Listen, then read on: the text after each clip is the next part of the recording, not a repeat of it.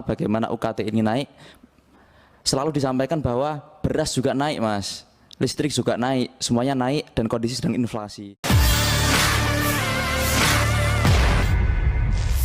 Ketua BM Universitas Negeri Yogyakarta, UNY, Faras Raihan mengaku kecewa dengan pihak kampus yang seolah-olah menganggap kenaikan UKT adalah wajar.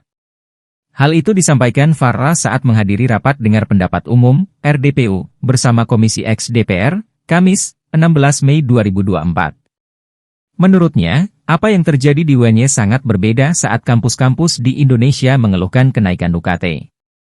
Faras menyebut, pihak kampus justru melarang mahasiswa untuk menyuarakan protes atas masalah tersebut. Yang terhormat Bapak Ibu pimpinan dari Komisi 10, perkenalkan nama saya Faras Raihan dari Universitas Negeri Yogyakarta. Saya dari Jogja, juga asli dari Jogja, kota yang mana sampai sekarang secara pendapatan itu masih dan selalu rendah. Bahkan untuk di sana secara kondisi di UNY ketika ada kondisi yang tadi mungkin disampaikan oleh teman-teman semua bagaimana UKT ini naik, selalu disampaikan bahwa beras juga naik mas, listrik juga naik, semuanya naik dan kondisi sedang inflasi. Nah, apa yang disampaikan itu berkaitan dengan kondisi juga bagaimana orang tua dari mahasiswa ini memiliki beban seperti itu juga. Jadi alasan-alasan seperti itu dirasa tidak bisa menjadi dasar untuk menaikkan UKT, yang mana tadi kalau teman-teman dari berbagai universitas menyampaikan itu ada yang naik golongan 12, ada yang sekian dan sekian. Kalau di UNY nggak beda jauh Bapak Ibu semua. Jadi kalau di UNY ini yang dikatakan selalu yang dibangga-banggakan oleh rektorat ataupun jajaran-jajaran yang ada di UNY bahwa UNY ini adalah universitas termurah gitu ya. Universitas termurah, tapi nyatanya pada hari ini setiap golongannya terdapat kenaikan. Dan juga tidak hanya kenaikan di golongannya, tapi juga ada penambahan golongan. Yang mana pada awalnya adalah mencapai 7, sekarang ini kita mencapai 10 golongan. Yang mana seperti yang mungkin saya rasakan, saya sebagai mahasiswa dari Fakultas Vokasi dengan keterbatasan fasilitas, keterbatasan sarana prasarana, bahkan UKT tertinggi di Fakultas Vokasi itu mencapai 14 juta, itu di golongan 10.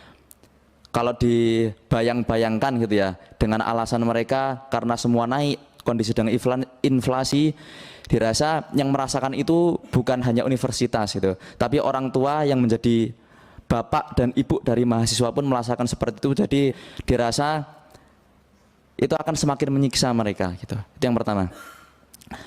Lalu kondisi berikutnya, jika tadi ada beberapa mahasiswa dari beberapa universitas ya yang menyampaikan bahwa kondisi birokrasinya atau rektoratnya cukup terbuka, cukup bisa memahami dan juga bisa menerima apa yang menjadi kondisi saat ini, berbeda halnya dengan di universitas kita, di Universitas Negeri Yogyakarta. Malah memaklumkan kenaikan UKT ini bahwa lah mas, nggak usah ada yang namanya demo-demo tentang UKT. UKT ini yang kalian bayarkan ini cuman beberapa persen menambal operasional di lingkungan keberlangsungan universitas. Ya memang hanya sekian persen atau beberapa persen. Tapi yang namanya besaran yang udah melampaui batas dan juga tidak melalui pertimbangan-pertimbangan yang dirasa tadi disampaikan beberapa teman-teman, yaitu adalah keterbukaan gitu ya. Jadi di sini terkesan universitas itu meremehkan kondisi ekonomi orang tua mahasiswa. Nah, jadi meremehkan dan terkesan menggampangkan bahwa wah ini pasti mahasiswa ini banyak bohongnya gitu, banyak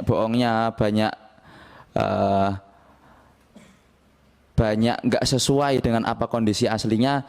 Jadi hal itu yang mungkin menjadi pembeda antara universitas kita dengan mungkin kondisi di universitas lainnya.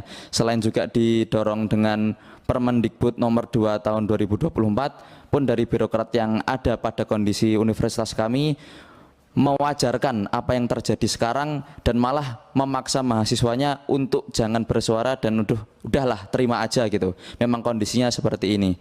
Mungkin seperti itu yang bisa disampaikan dari kondisi Universitas Negeri Yogyakarta, ya harapan penuh seperti yang disampaikan teman-teman sebelumnya juga, bahwa kami di kampus kami sudah dilarang untuk berbicara seperti itu. Jadi harapannya kita bisa berbicara baik-baik di sini, kita bisa konkretkan di sini, dan harapannya saya yakin pun ya, yang hadir di sini kita berlandaskan keinginan, bukan keinginan pribadi gitu, juga bukan ikut-ikutan, tapi ingin bersama-sama menyelesaikan untuk bagaimana kita bisa mencapai hasil konkret tanpa harus mengorbankan banyak orang. Download Tribun X sekarang, menghadirkan lokal menjadi Indonesia.